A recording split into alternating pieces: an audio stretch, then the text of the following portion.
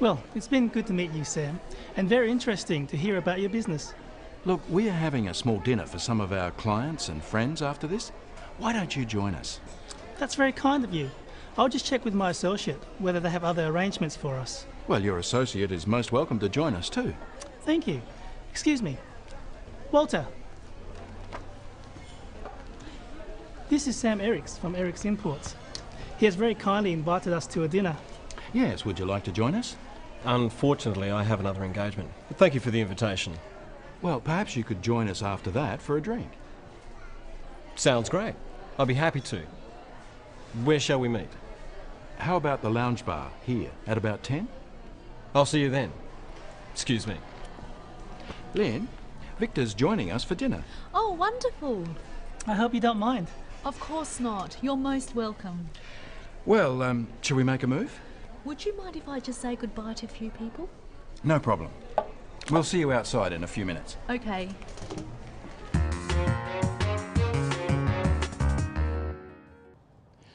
Let's look at invitations. How do you go about inviting someone to something? How does Sam invite Victor to his dinner? Look, we are having a small dinner for some of our clients and friends after this. Why don't you join us?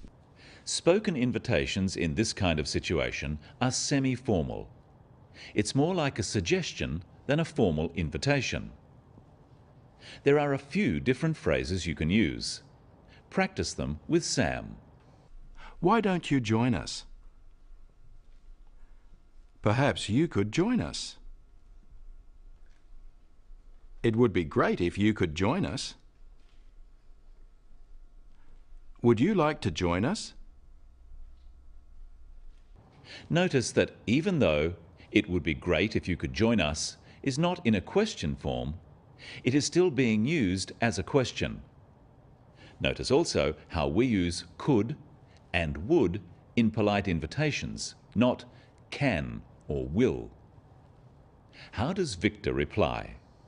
That's very kind of you. He says, "That's very kind of you." When replying to an invitation, first thank the other person for the invitation, then give your answer. Here's Victor with some different ways of doing this. Thank you. That's very kind of you. That sounds good.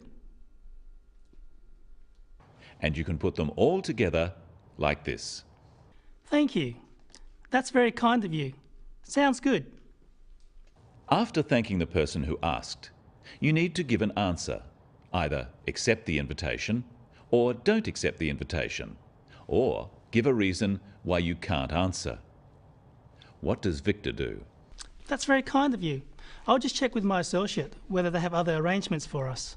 Victor says he has to check with someone else. If there are other arrangements, Victor would make an excuse. When refusing an invitation, you should give a reason.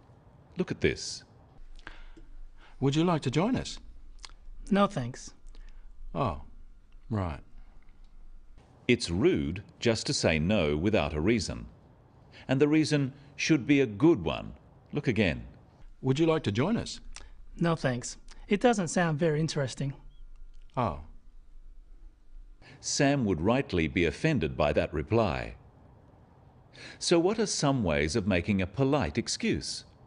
Listen to Walter. Yes, would you like to join us? Unfortunately, I have another engagement. But thank you for the invitation. Walter doesn't need to say what his other engagement or appointment is, just that he has already made another commitment. Notice that he still thanks Sam for the invitation. Practice with Walter some other ways of making an excuse. Unfortunately, I have another engagement. I'm afraid I have another commitment. I can't, I'm sorry. Perhaps another time. By saying perhaps another time, Walter is being polite and friendly, rather than just declining the invitation. Notice that he says, "I can't." This implies that he has another commitment without having to say what that commitment is. This is acceptable in business. Sam and Walter make another arrangement. Watch how they do this. Well, perhaps you could join us after that for a drink. Sounds great. I'll be happy to. Where shall we meet?